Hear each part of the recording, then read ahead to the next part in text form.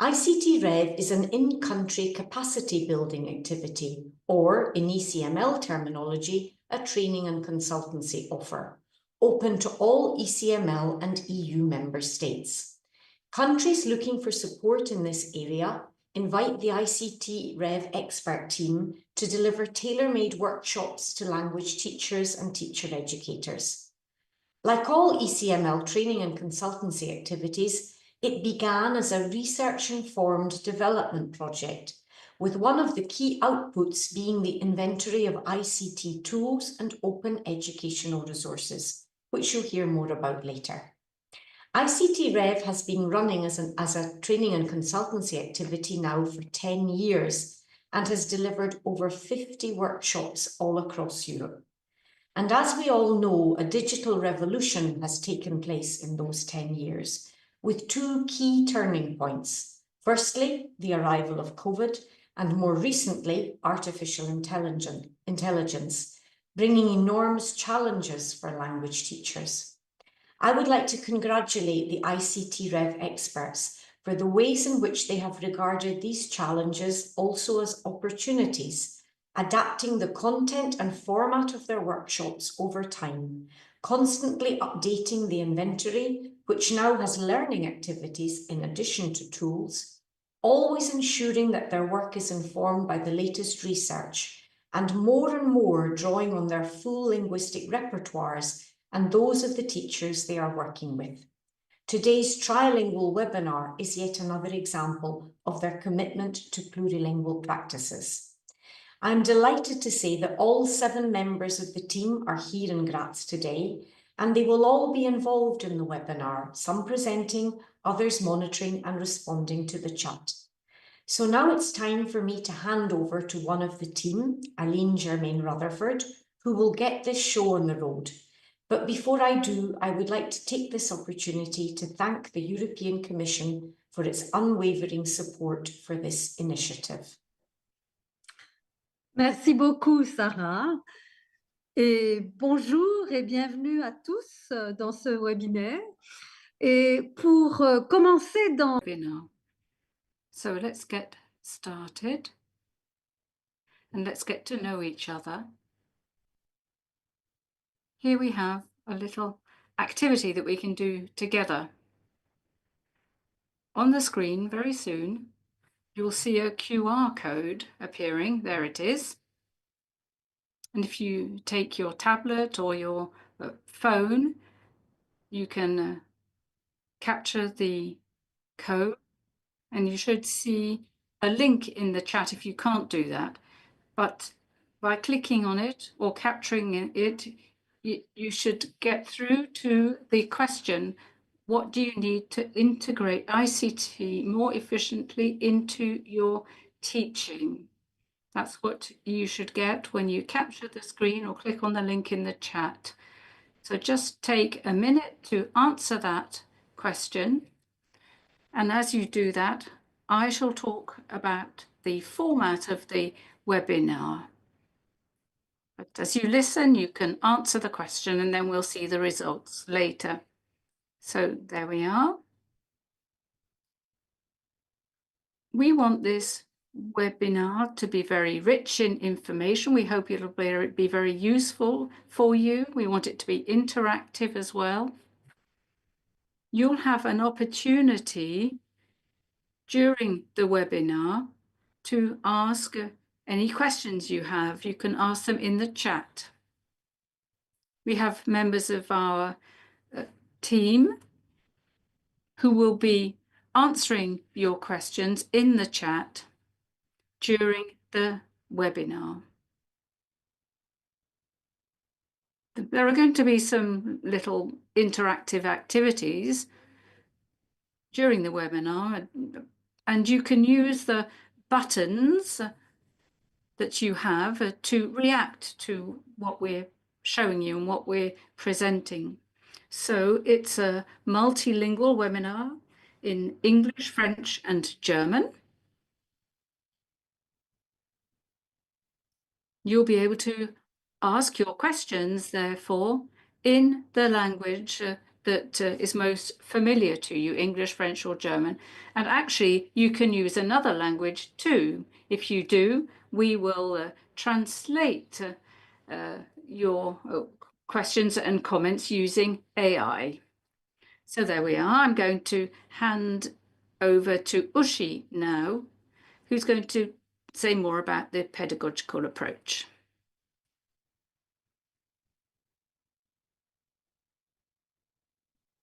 Actually, before that, we should be able to see the results to the question I asked.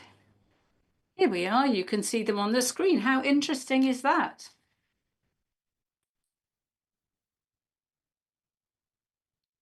One of the results shows that knowledge is very important. Better knowledge of tools, I imagine, and training, we can see appears here as being very important as well.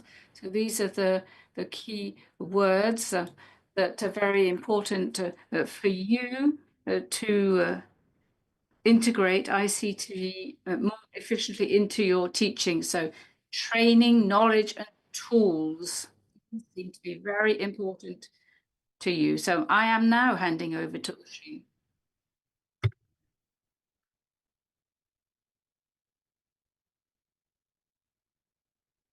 Oh, yes, go ahead, Pauline.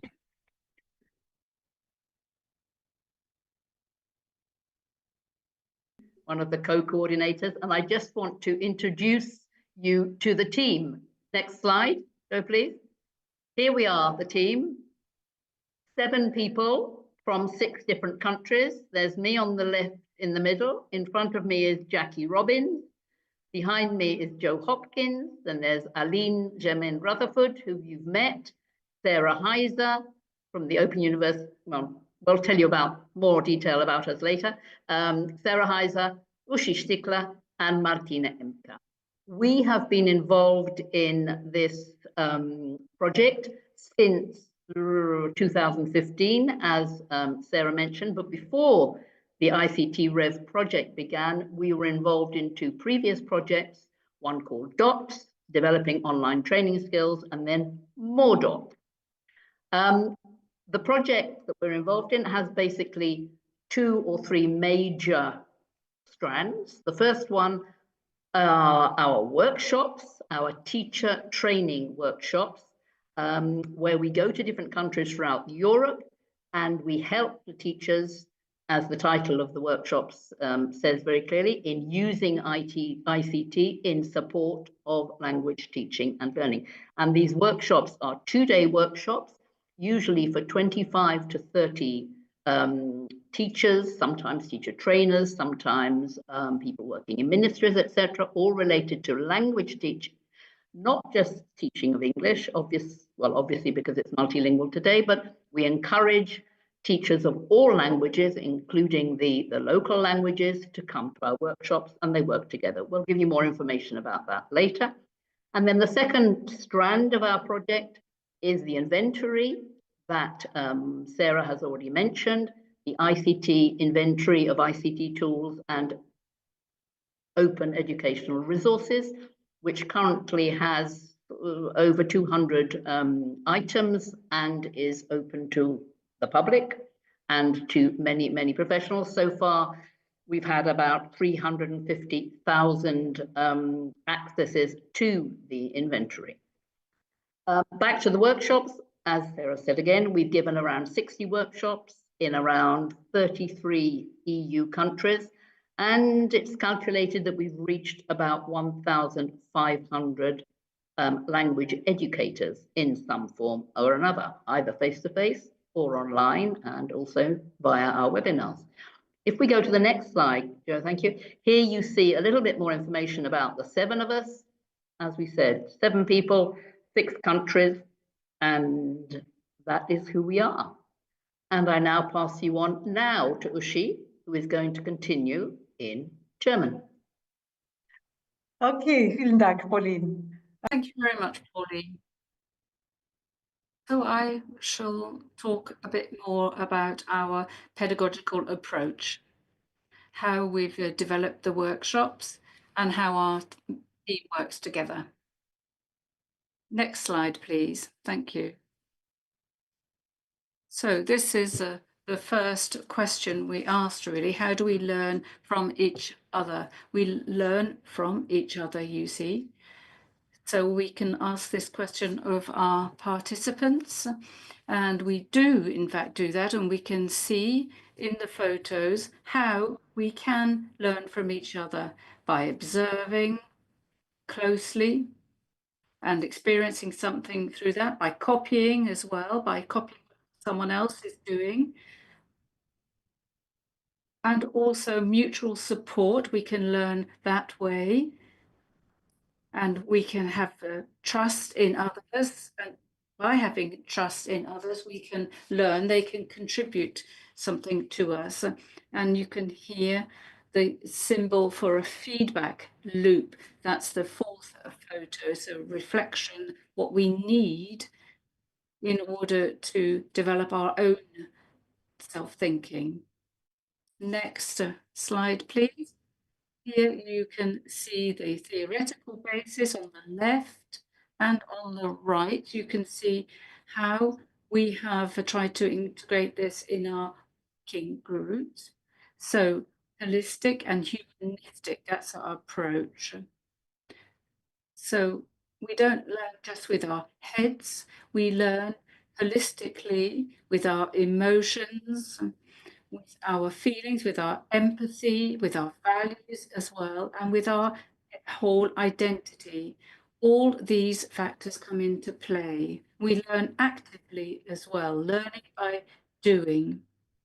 We learn by taking part, by experimenting, and so on.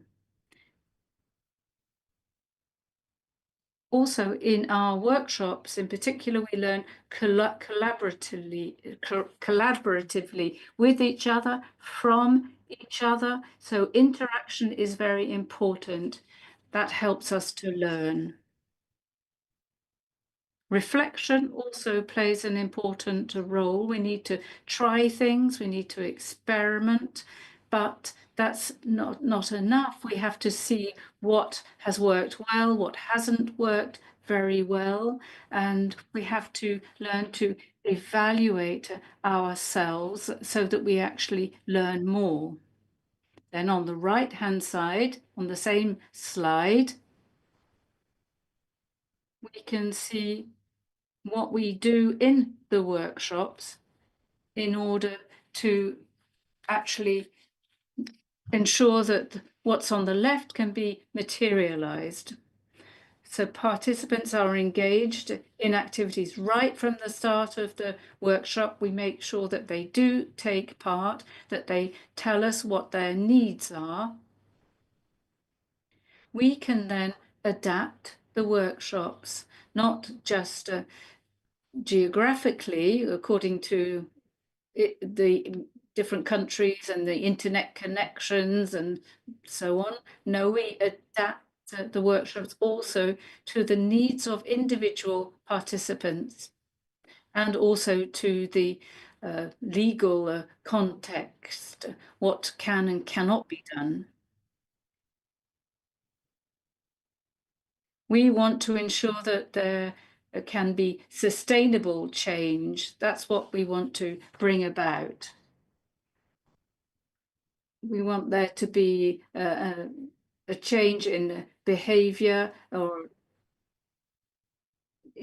and this isn't always going to be immediately visible. We know that some changes take longer. It's a process, and as I said at the beginning, over time, we have adapted our principles and we have adapted the way we operate as well. Next screen, please. Here you are. So you can think about your own pedagogical approach, and you can think about how student-centered your own teaching is. How do you go about it in your teaching, or how would you like to go about it? So we've got a couple of minutes for that question. You can use the URL there, you can capture it, or you can find the link again in the chat, and then we'll present the results later on. In the meantime, I'm going to give the floor back to Aline. Yes, thank you very much. Thank you. That was great, Ushi. So as I speak, please do go on to the website and answer the question.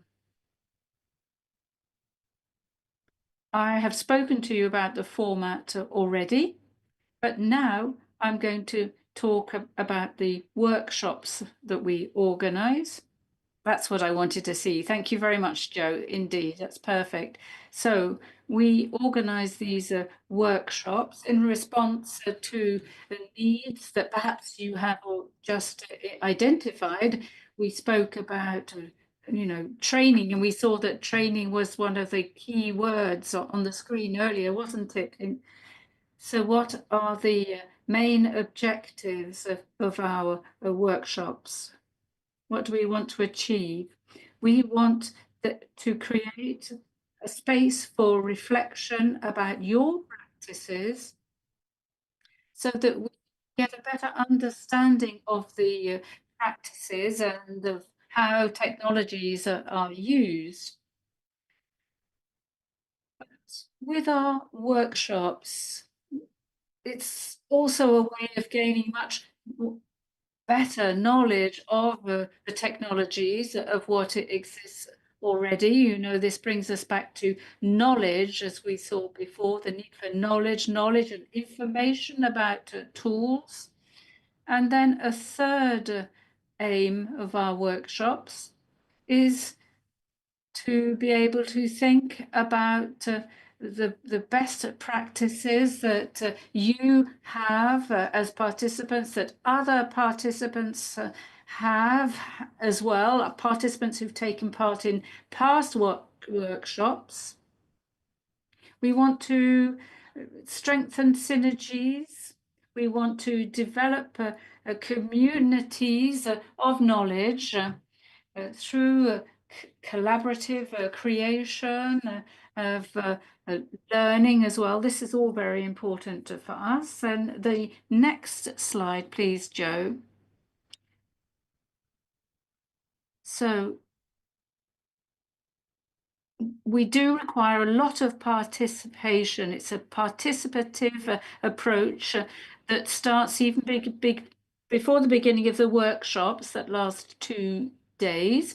Before the workshops, we have a Moodle that enables people to access various activities before the workshops start, so that they can get to know each other before they actually take part in the workshop, so that they can start already sharing their experiences and their knowledge and their practices about the different technologies they use.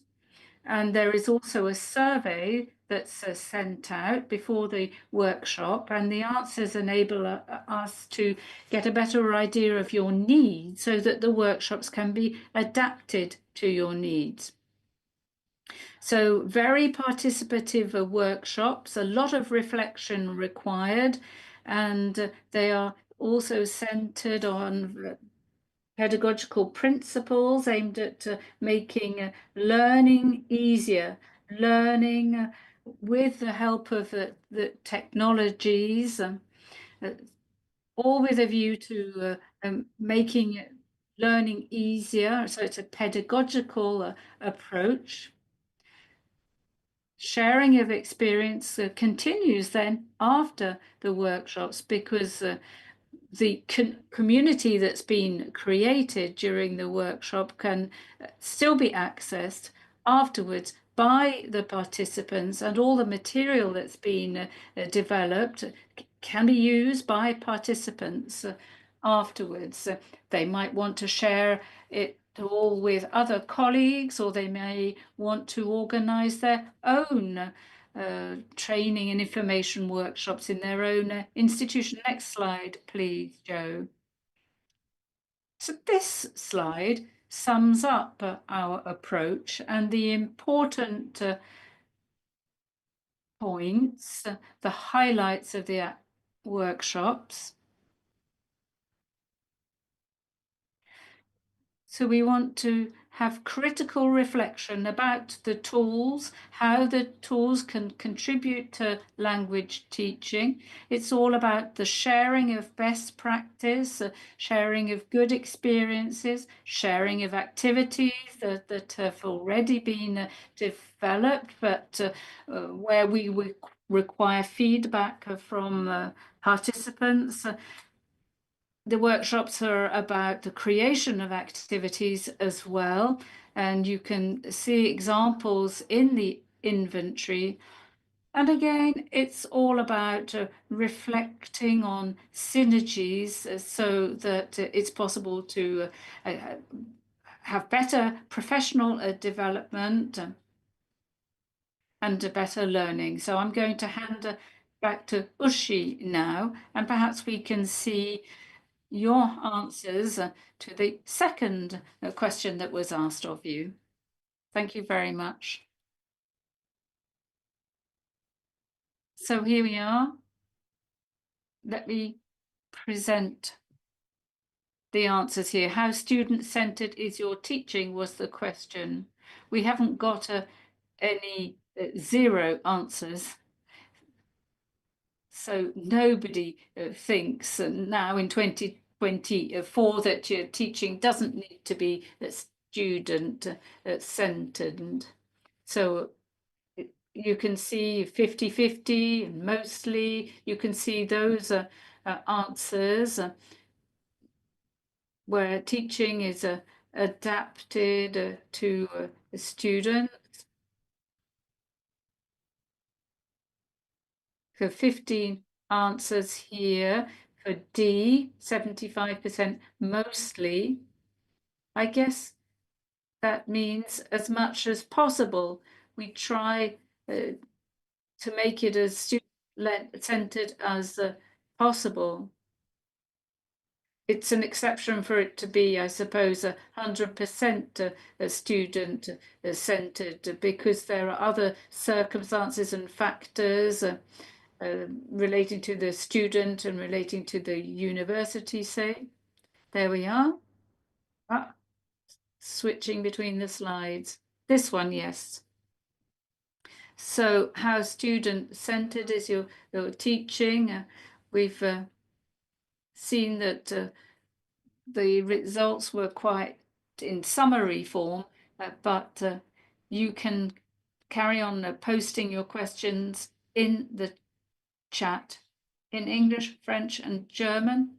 As we said before, Jackie and Sarah and Martina are there. They will be answering the questions, or at least collecting the answers. And we'll see, we should have enough time so that at the end of the set webinar, we answered all questions.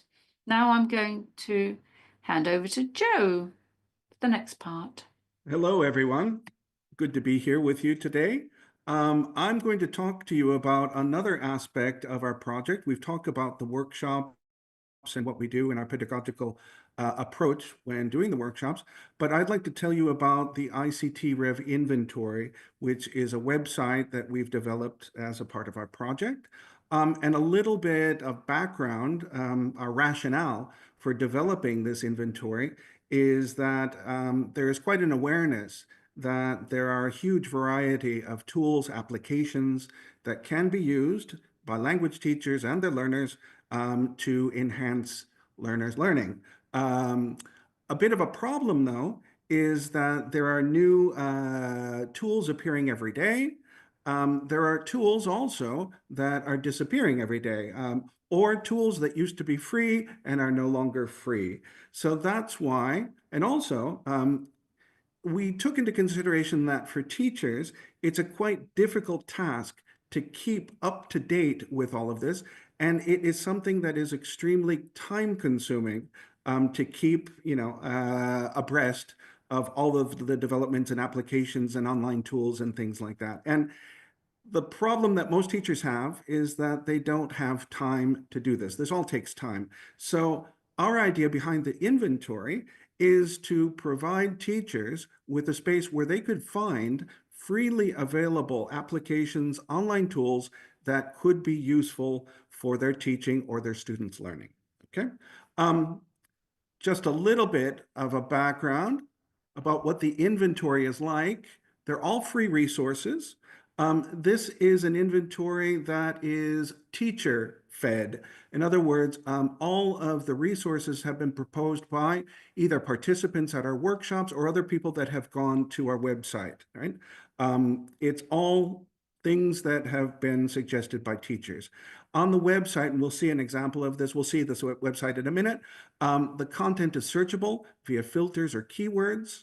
And very importantly for us, there's quality control. In other words, when a teacher proposes or suggests a new tool for the website to us, it comes back to us. We look at it very carefully, we revise it, we make sure that it is truly freely available, and very importantly, that it is truly useful for language teaching and learning.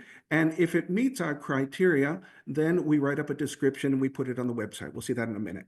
As I was saying before, there are tools that disappear or are no longer freely available all the time. This is always changing. So all of the content on our website is revised every 6 months. We go through all of the tools, all of the descriptions that are there.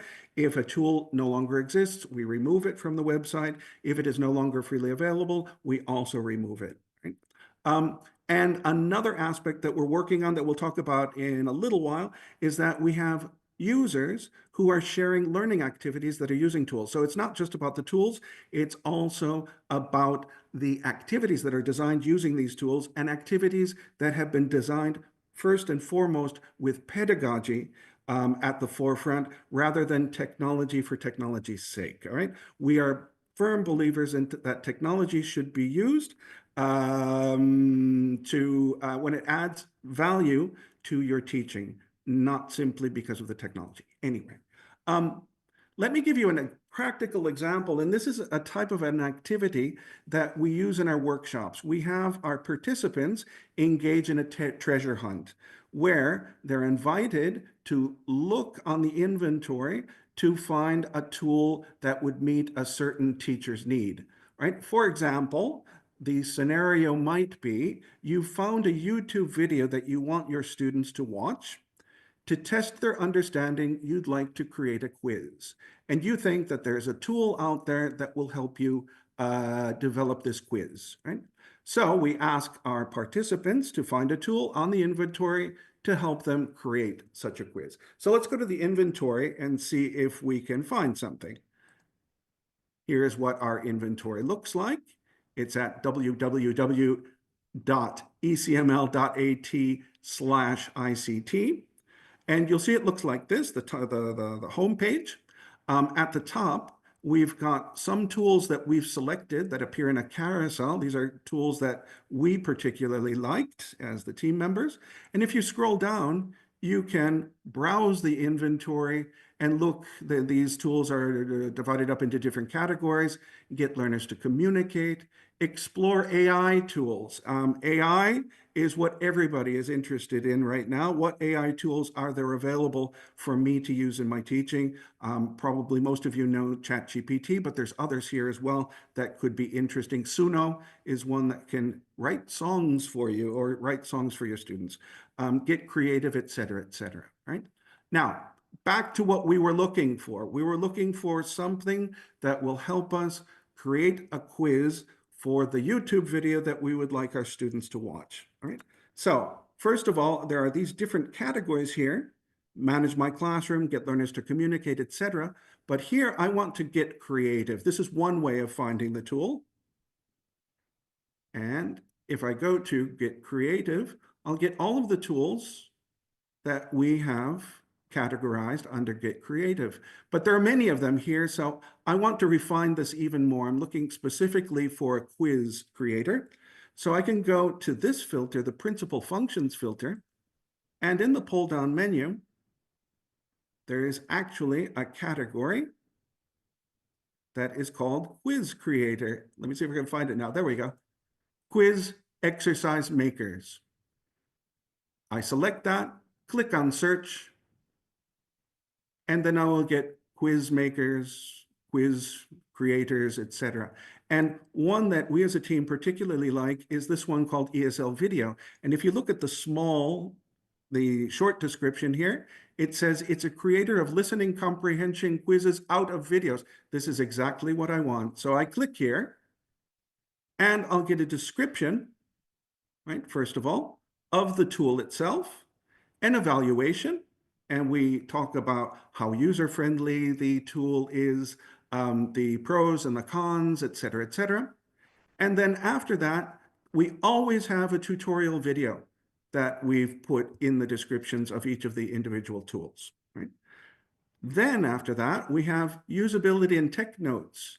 You have information on time efficiency. In other words, how long is it going to take you to learn how to use the tool before you can use it with your students? And right here, we've categorized this as medium in terms of time efficiency. The interface language is in English. And then very importantly, we have information about data protection compliance of the specific tool. And specifically, if the tool is GDPR compliant under the EU rules, EU regulation, right? After all of this, you've got related tools, okay? So that, in a nutshell, is how we could solve our problem of we need to do a quiz with our students. We can look at ESL Video, which will create the video. This is an an AI-powered tool. I forgot to mention that before. And this will allow you to easily create a quiz based on a YouTube video. It'll actually watch the video for you and create comprehension questions for you. Okay.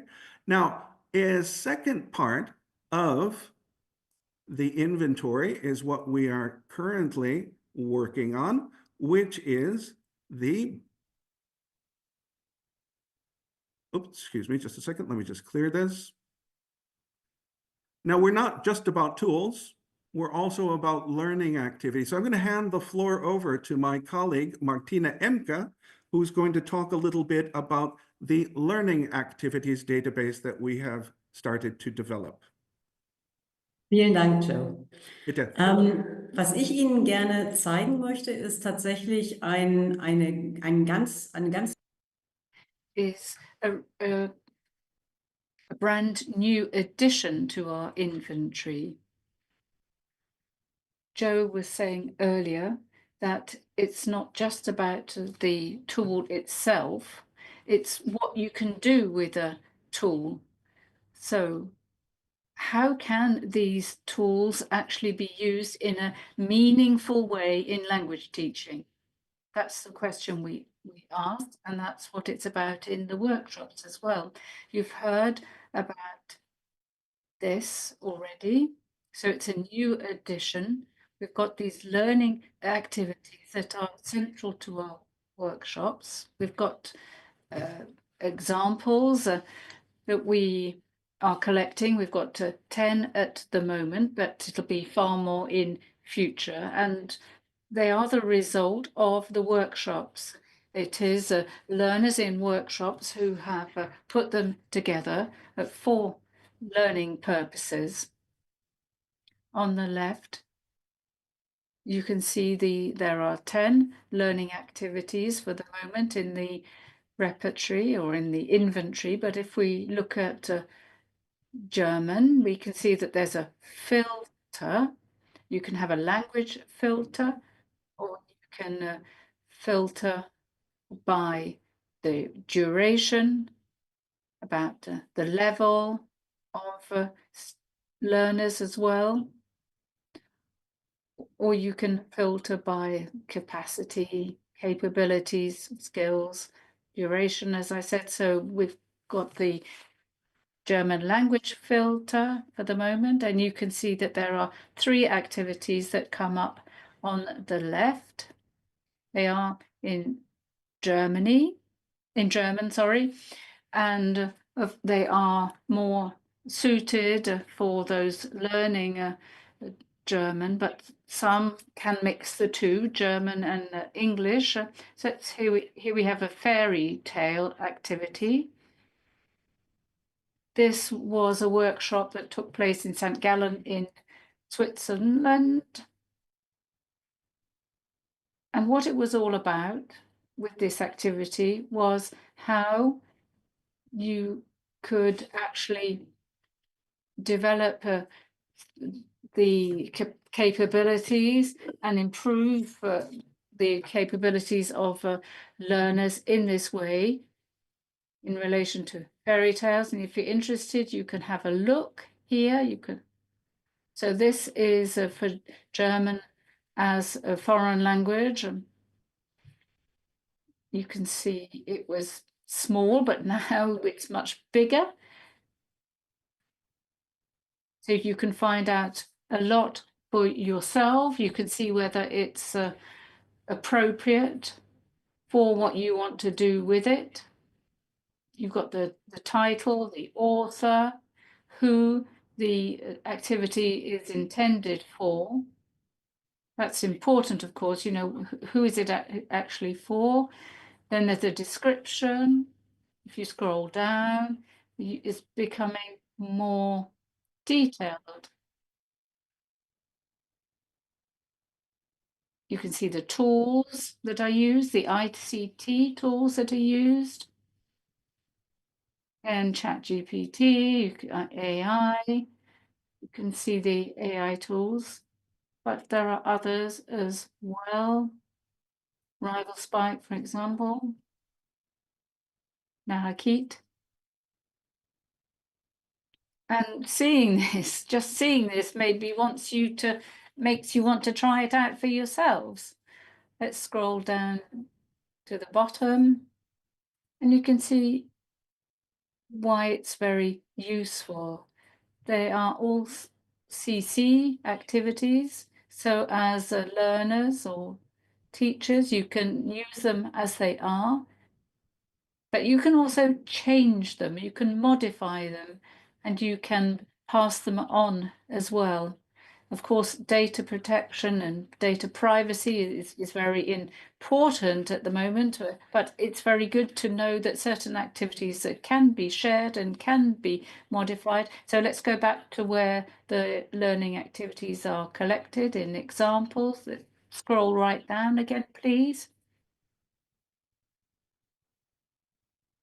If there's a learning activity that you would like to control or manage, then please let us have it, pass it on to us, and we will contact you about it.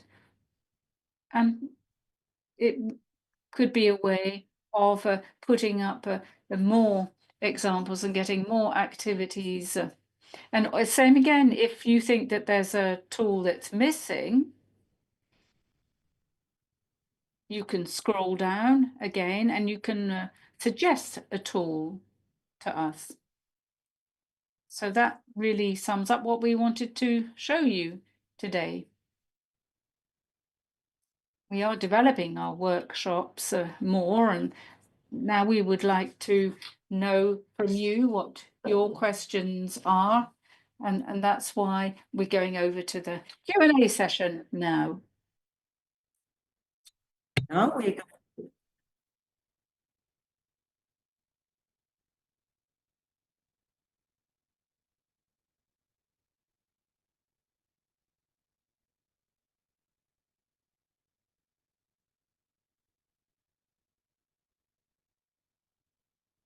back to my colleagues and see what kind of questions have come in. So Jackie, I can see you over there. Did you have any questions in the chat for us? We do, thank you. It was really interesting to listen to you, and there's some lovely comments in the chat from people from quite a few different countries, by the way. And I have at least 2 questions that relate to the use of AI. Surprise, surprise. The first question, and it's open to whoever would like to jump in. How can Gen AI be used in writing, to develop writing skills? And linked to that was a second question from somebody else asking about how it can be used for speaking development. You are muted. Can you please unmute? Yes, so I'm going to first jump in and then please all the others. I'm going to answer in English this question.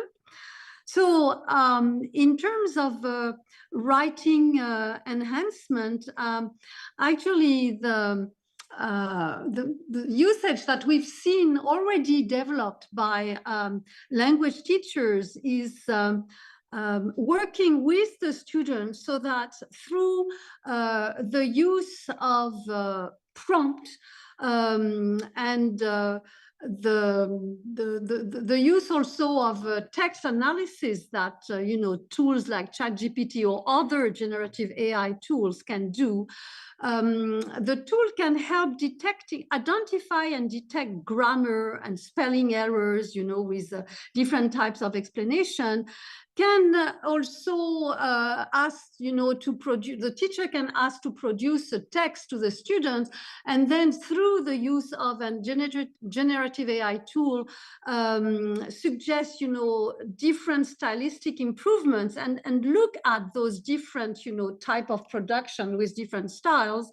Can also help to provide, more synonyms. So, to provide vocabulary enhancements actually through the use of AI.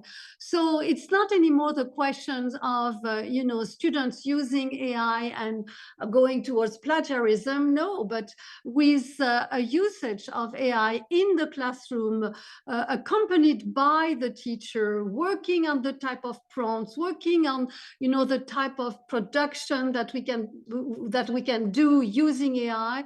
It's actually helping the students to use more autonomous strategies to themselves then reflect on their text and reflect on their writing. So these are the type of usage that we see actually develop in the classroom. In terms of oral and speaking, actually, first of all, for pronunciation, you do have now some tools about speech recognition and engineered by AI, which helps also to tutor the students and helping him to bit by bit, approximate and be better and better at reproducing, a sound, a word, sentences, rhythm, intonation. So speech recognition has done a lot of, has improved quite a lot, through the years. And so now we have, more and more tools actually providing that. So that's another way of using AI to help again to better personalize the learning and personalize the activity of the students towards his own or her own needs actually. So these are just examples of how AI starts to be used more and more in the classroom, either by teachers with the students or bit by bit by students themselves using AI as a tutor for their own learning. Can we just pass over to Pauline? I think Pauline would like to add something to that as well. Yes? I just wanted to say thank you so much. Thank you. Thank you, Aline. I just wanted to add to that in the same way as teachers are needing to train themselves in using generative AI productively, students need to be trained in how to use these generative AI in a similar or in a productive way. And so rather than banning AI in whatever format, rather than highlighting the negative aspects, which is submitting non-authentic work, which is making your work too easy, etc., etc., there needs to be a mind shift, which will not happen overnight, of training the students, training the pupils in ways of using AI productively. And there will be trial and error. There will be elements where the teacher feels that it's 10 steps forward and 15 steps backward. But it is a process, a learning process, which won't happen overnight. But in the long run, I think we all agree can be positive. I just want Thank you so much for Sarah, this addition. Can we have some more questions maybe? Because I think AI has been addressed.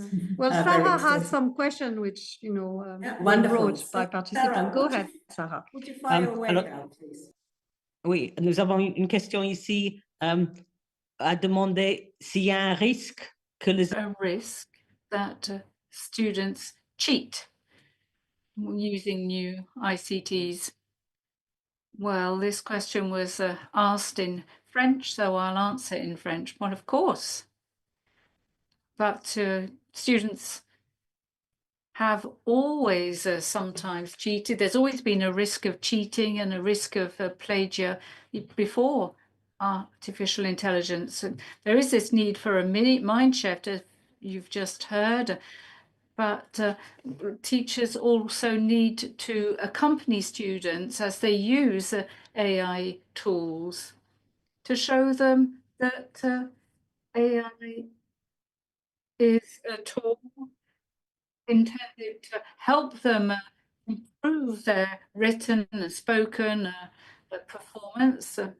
So teachers, they have a role to help their students, to accompany them. It also depends on the type of activity as well. Rather than asking them to come up with a text, it's perhaps better to ask them to think about the different styles that AI can produce. So a more critical approach. That's how the tools can be used as well, so that they're not used for plagiar. Yes, there is always a risk, but there are risks with other things, not just with artificial intelligence.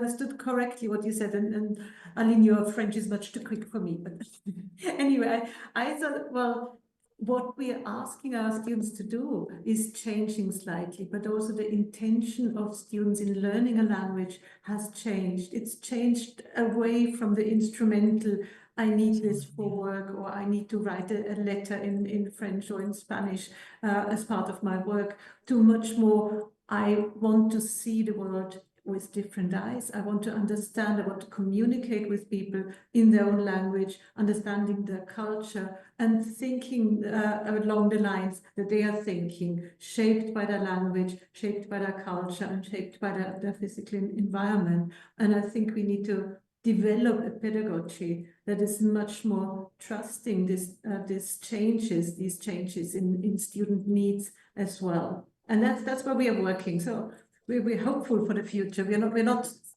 anxious about AI taking away our jobs or making everybody cheaters. No. Okay. Joe, do you want to add something? Yes, I would. And the appearance of generative AI has caused a lot of us, especially me, to question what we have been doing up until now. And actually, in some certain circumstances, we can see AI, generative AI, as a tool that can be used to facilitate learning amongst the students if they're using it correctly, right? If they're writing and then maybe asking generative AI to correct or improve or what have you. But we cannot lose sight of the fact that learning another language as an adult or even as a child, writing is crucial for acquisition. But I mean writing in the sense of writing with access to no resources, using what you have in your head, right? Activating, retrieving lexical items, structures, all sorts of things like that. And we have to be careful not to throw that baby out with the bathwater. It's really, really important that we do have a place for the old-fashioned, if you like, traditional writing on a piece of paper with no access to resources, and then learning how to use resources such as AI, auto-translate, etc., in a way in which that would help you to learn, right? If we have built into our activities an element of reflection, noticing the gaps.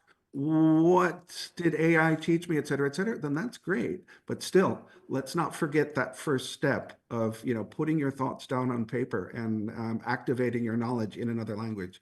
Crucial for learning another language. Okay. And if I can just add to that very quickly, with younger students, secondary students maybe, to actually encourage them to use AI and whatever other resources they want to at home for homework. Maybe it's a little bit the flipped classroom idea, to use whatever sort of resources they want to use at home to prepare work, which they then have to produce in class, as Joe says, without reference to any external resources whatsoever.